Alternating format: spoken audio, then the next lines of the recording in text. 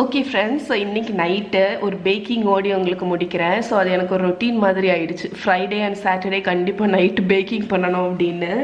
ஏன்னா யூஸ்வலாக இப்போ வீக் டேஸில் பண்ண முடியாததுனால இன்றைக்கி வந்து நான் என்ன பண்ண போகிறேன்னா, சிம்பிளான ஒரு கேக்கு தான். ஜாம் ஸ்வர்ல்டு கேக் இதோட பேர். இன்க்ரீடியன்ட்ஸ் பார்த்தீங்கன்னா இவ்வளவு தான். 100 கிராம் சாஃப்ட் பட்டரு, அரை டீஸ்பூன் பேக்கிங் பவுடர் வச்சுருக்கேன், ஒரு பிஞ்ச் உப்பு வச்சுருக்கேன். இதில் ஒயிட் கலரில் வச்சுருக்கிறதுனால உங்களுக்கு தெரியல.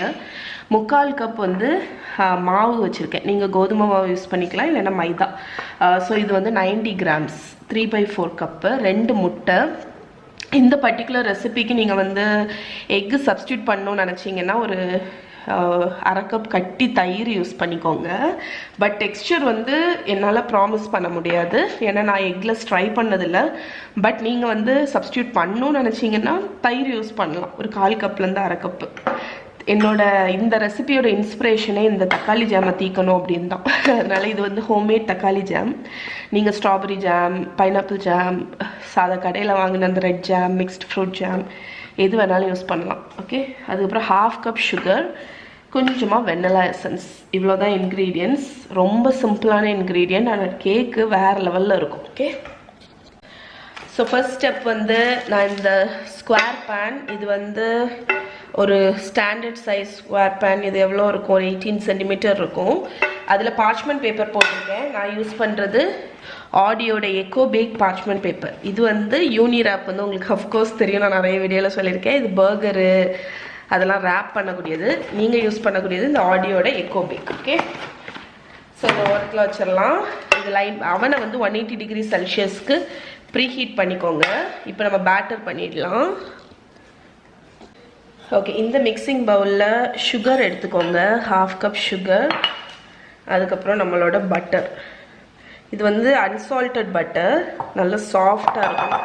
அப்போ தான் நம்ம வந்து மிக்ஸ் பண்ணும்போது கரெக்டாக இருக்கும். கூடவே வெண்ணிலா எசன்ஸ், அது ஒரு டீஸ்பூன் ஆட் பண்ணிக்கோங்க. இப்போ இதை வந்து நான் இன்றைக்கி வந்து ஹேண்ட் பிளெண்டர் எதுவும் யூஸ் பண்ண போகிறதில்ல, ஜஸ்ட் இந்த ஸ்பேச்சுலா வச்சு மிக்ஸ் பண்ண போகிறேன். ஸோ ஃபஸ்ட்டு பட்டரையும் சுகரையும் நல்லா கம்பைன் பண்ணிக்கோங்க.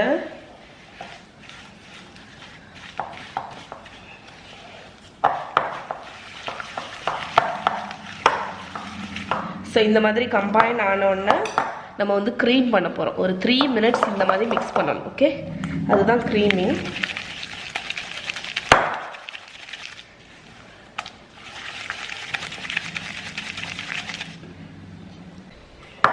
ஓகே, இப்போ நம்மளோட பட்டர் அண்ட் சுகர் வந்து நல்லா ஃப்ளஃபி ஆயிடுச்சு. இப்போ நம்ம வந்து எக் ஆட் பண்ண போகிறோம். ஃபஸ்ட்டு வந்து நான் ஆக்சுவலி இந்த பவுலில் ஆட் பண்ணிக்கிறேன். ஃபஸ்ட்டு 2 முட்டை தேவை, ஒவ்வொரு முட்டையாக ஆட் பண்ண போகிறோம். ஃபஸ்ட்டு ஒரு எக்கு, அதை நல்லா க்ரீம் பண்ணுங்கள். அடுத்து செகண்ட் எக்.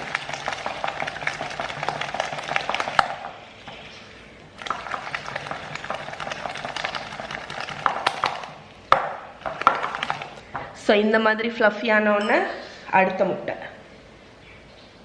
இந்த மாதிரி ஒன்று ஒன்றா ஆட் பண்ணும்போது நமக்கு வந்து மிக்ஸ்சர் நல்லா க்ரீமியாகும், ஃப்ளஃபியாகும், மிக்ஸ் பண்ணுறதுக்கும் ஈஸியாக இருக்கும்.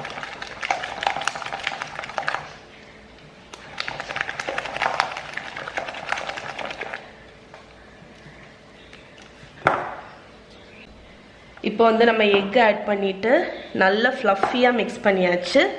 இதில் நம்மளோட பேக்கிங் பவுடர் அண்ட் சால்ட் ரெண்டுத்தையும் ஆட் பண்ணிடுங்க. ஆட் பண்ணி அதையும் நல்லா மிக்ஸ் பண்ணிடுவோம்.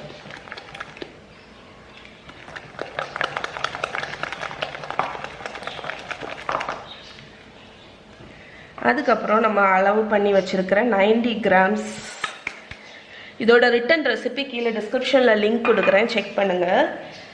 ஸோ 90 கிராம் மைதா மாவு, 3/4 கப்பு.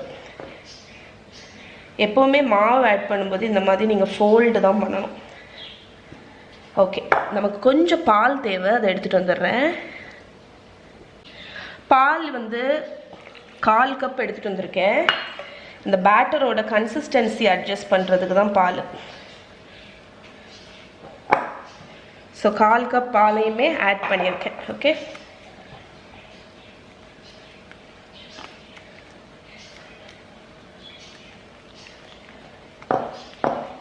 நீங்கள் உங்கள் பேட்டர் கன்சிஸ்டன்சி பார்த்து பால் ஆட் பண்ணிக்கோங்க. சம்டைம்ஸ் 1/4 கப்பே தேவைப்படாது, ஒரு 2 டேபிள் ஸ்பூன் தான் தேவைப்படும்.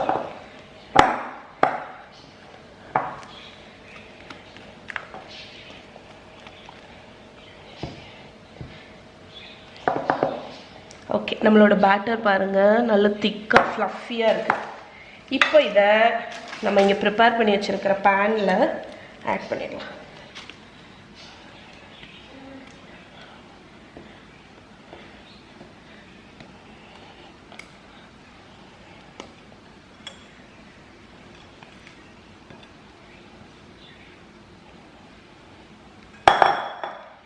ஸோ பேனில் ஆட் பண்ணிவிட்டு அதை ஈவனாக ஸ்ப்ரெட் பண்ணிடுங்க.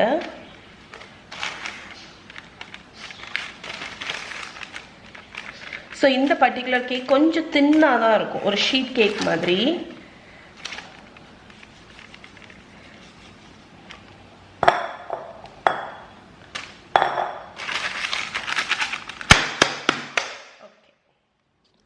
இப்போ நம்ம வந்து இதை நீங்கள் அப்படி பேக் பண்ணிங்கன்னா நார்மல் பிளெயின் வெண்ணிலா கேக். இதை நம்ம ஜாம் ஸ்வர்ல் கேக் ஆக்க போகிறோம். அதுக்கு வந்து ஒரு ஸ்பூனை வச்சு ஜாம் எடுத்து அங்கங்கே இந்த மாதிரி ஸ்பூனை வச்சு ஒரு டாலப் மாதிரி போடுங்க.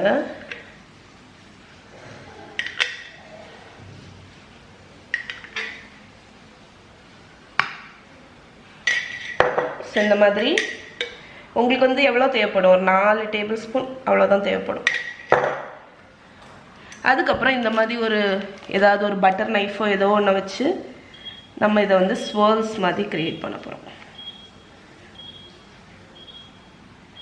இந்த மாதிரி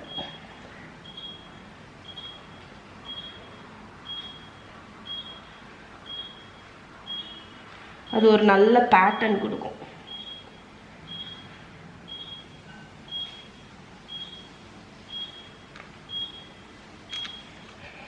ஓகே,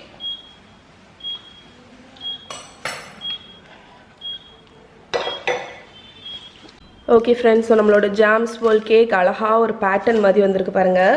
இப்போ வந்து இதில் நீங்கள் ஜாமுக்கு பதில் நியூட்டல்லா, பீனட் பட்டர் எது வேணால் கூட ஆட் பண்ணிக்கலாம். ஸோ கம்ப்ளீட்லி ஆப்ஷனல் தான், ஆப்ஷனல் இல்லை, நீங்கள் எது வேணாலும் யூஸ் பண்ணிக்கலாம்.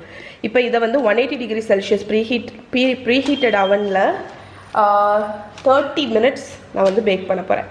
25 to 30 மினிட்ஸ் ஆகும். ஓகே, நம்மளோட கேக் வந்து 30 மினிட்ஸ் பேக் ஆச்சு. இப்போ இது கம்ப்ளீட்டாக கூல் ஆகிடுச்சு. இதை எடுத்துருவோம். ஓகே, இதை ஸ்லைஸ் பண்ணிடலாம்.